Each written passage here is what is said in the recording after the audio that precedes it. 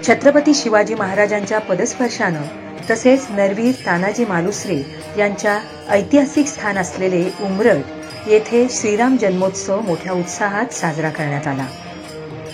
समर्थ रामदास स्वामी स्थापित प्रभू श्रीराम, लक्ष्मण, सीता आणि हनुमान यांचे मंदिर येथे आहे।